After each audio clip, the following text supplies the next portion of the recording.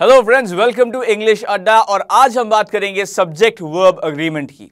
मैं आपसे हमेशा से कहता आया हूं कि भाई verb, tenses, prepositions, conjunctions and articles ये बेहद इंपॉर्टेंट है आपके एग्जामिनेशन पॉइंट ऑफ व्यू से।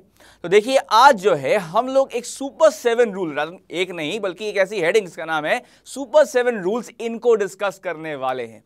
इन 7 रूल्स में ऐसे ऐसे फंडाज हैं जिसको समझ ले अगर आप, तो आपको भाई बेसिकली एरर डिटेक्शन में कोई दिक्कत नहीं आने वाली है। So my dear friends, I hope that you are ready for this. So let's have a look at the first one. ना देखिए, ये रहा हमारे सामने फर्स्ट रूल। अब देखिए आपके सामने फर्स्ट रूल अभी जो क्या होगा, rule 1 says either or neither nor are always followed by a singular verb if they connect singular subjects। तो यानी कि देखो, जब भी हम लोग either or और neither nor का इस्तेमाल कर रहे हैं, अगर इनका प्रयोग सिंगुलर सब्जेक्ट को जोड़ने के लिए किया गया है तो उसके बाद जो वर्ब आएगा वो भी सिंगुलर होगा। अब देखिए एग्जाम्पल में लिखा हुआ है either सचिन और Saurabh is going to win the ISL trophy in the next season. Well देखा जाए तो अब तक 2 बार ऐसा हुआ है कि फाइनल में, आईएसएल के फाइनल में सचिन एंड सौरभ ने फेस ऑफ किया है, इनकी टीम से फेस ऑफ किया है और दोनों बार हमारे जो दादा है वो जीत गए हैं। और शायद यही जो है आप देख सकते हो यहां पर इमेज में भी दिख रहा है। So most probably in the next season as well कुछ ऐसा ही होने वाला है अगली सीजन में। सो ईदर सचिन और Sourav is going to win the ISL trophy in the next season. I hope my dear friend कि आप लोग समझ पाए यहां पर फंडा क्या था। देखो भाई, सौरभ एंड सचिन दोनों ही सिंगुलर सब्जेक्ट्स थे, इनको हमने जोड़ा ईदर और के जरिए। तो जब भी हम लोग ईदर और या नीदर नॉर के साथ 2 सिंगुलर सब्जेक्ट को लगाएंगे तो वर्ब भी क्या होगा, सिंगुलर, राइट। अब चलते हैं नेक्स्ट रूल की ओर। अब देखिए ये रहा next rule, the pronounce either, neither, everyone, everybody, someone, somebody, anyone, anybody are all followed by a singular verb। देखो भाई, बस ये जान लो, जब भी हम लोग indefinite pronoun की बात करेंगे तो उसके बाद जो verb आएगा वो singular रहेगा। अब आप देख सकते हैं सामने जो है जीसस क्राइस्ट आपको दिख रहे होंगे फोटो के अंदर। someone was knocking at the door, hopefully opportunity and God will knock at your door very soon। Okay, तो देखो यहां पर हमने बोला है someone was knocking at the door। someone एक indefinite pronoun है और उसके बाद जो verb यूज किया वो क्या है, was। so someone was knocking at the door। उम्मीद करता हूं कि सेकेंड रूल भी आपको समझ में आया होगा। अब चलते हैं नेक्स्ट रूल की ओर। अब देखिए ये रहा next rule, several, few, both, many are followed by a plural verb।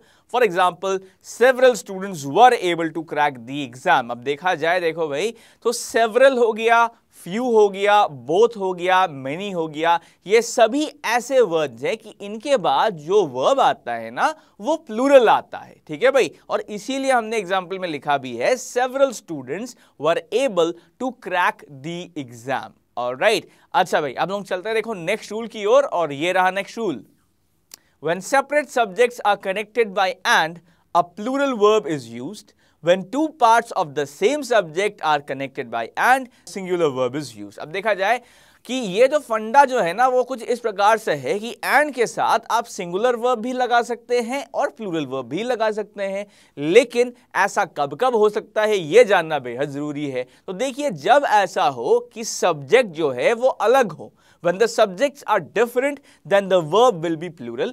For example आप देख सकते हैं लिखा हुआ है Sita and Gita are identical twins. वैसे बहुत ही फेमस ये फिल्म थी सीता एंड गीता, जिसमें कि हेमा मालिनी जी ने जो है डबल रोल प्ले किया था। So Sita and Gita are identical twins. Alright, तो देखा जाए 2 अलग अलग सब्जेक्ट्स हैं सीता और गीता, और इसीलिए जो हमने वर्ब लगाया वो क्या कहा, आर आइडेंटिकल ट्विंस। अच्छा, उसके अलावा दूसरा जो वहां पर सेंटेंस था वो ये कहता था कि अगर मान लो एक ही सब्जेक्ट के 2 हिस्से को हमने एंड से जोड़ा हुआ है तब वर्ब क्या होगा, the verb is singular.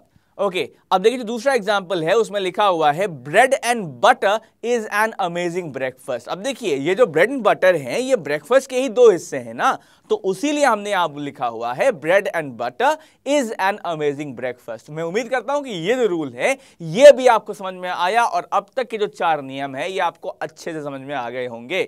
Okay, अब देखिए नेक्स्ट रूल आपके सामने आ चुका है यहां पर, rule number 5, many a slash an is followed by a singular noun and a singular verb and a great many is followed by a plural noun and a plural verb.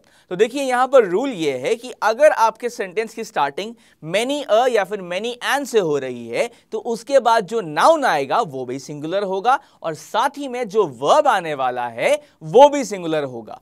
लेकिन अगर मान लीजिए स्टार्टिंग में लगा हुआ है अ great many, तो अ great many के बाद जो नाउन आएगा ना वो प्लूरल होने वाला है और साथ ही में जो वर्ब होगा वो भी प्लूरल होने वाला है। अब देखिए यहां पर लिखा है एग्जांपल में, अ great many soldiers have sacrificed their lives for the nation. Alright, ये दूसरा एग्जांपल है। पहला एग्जांपल क्या है, many a soldier has sacrificed his life for the nation.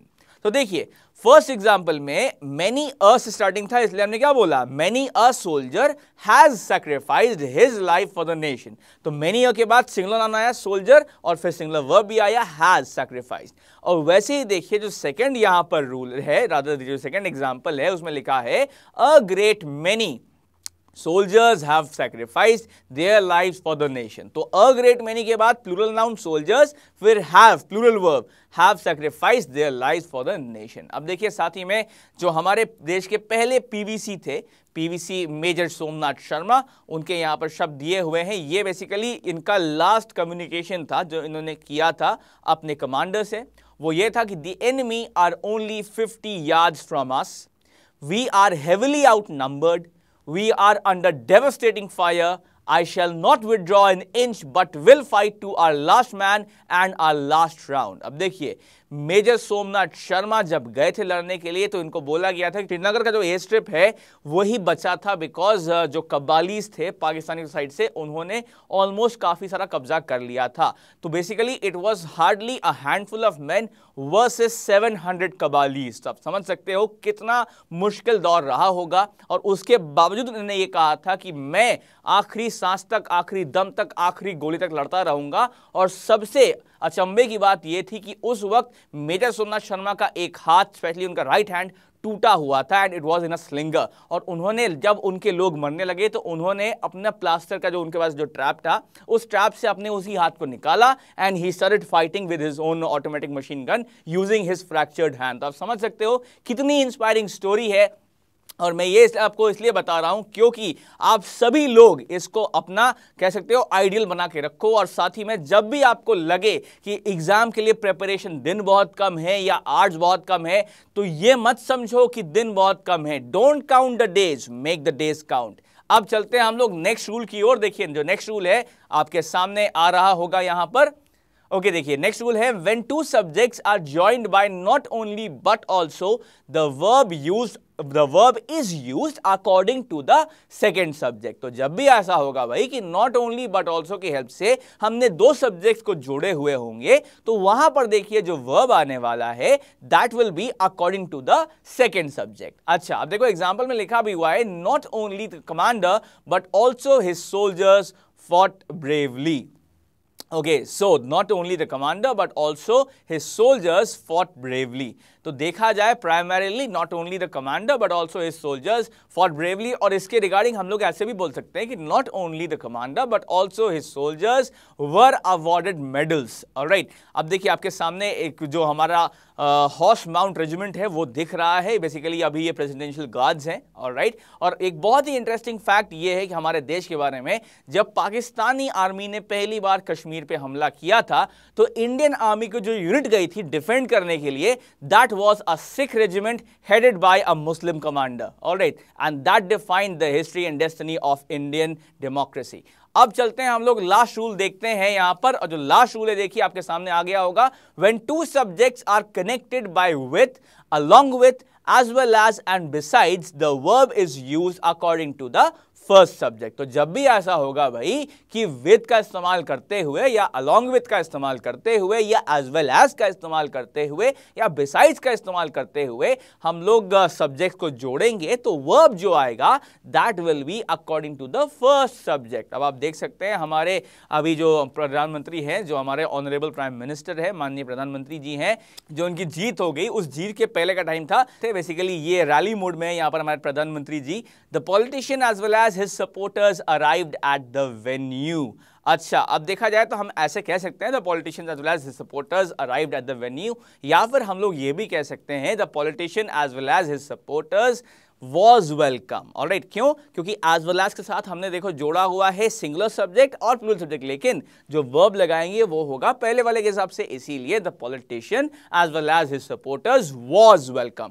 I hope my dear friends कि ये जो सुपर 7 रूल्स थे ये आपको समझ में आए, बिकॉज ये बेहद इंपॉर्टेंट रूल्स थे सब्जेक्ट वर्ब एग्रीमेंट में, और ये आपके लिए एग्जामिनेशन में बहुत फायदा करने वाला है। तो इसी प्रकार से देखते रहिए इंग्लिश अड्डा और अड्डा 247 अपने ज्ञान का वर्धन करने के लिए, to keep on increasing your knowledge. साथ ही में आपकी जो क्वेरीज है, आपके जो डाउट्स है, वो आप मेरी आईडी पे दे सकते हैं, मैं आपको उनका रिवर्ट विद इन 24 आवर्स जरूर कर दूंगा। जो मेरी आईडी आपको पता ही है, अगर नहीं पता है तो फिर से समझ लीजिए, सुन लीजिए, saurabh.day@247.com, saurabh.dey@247.com।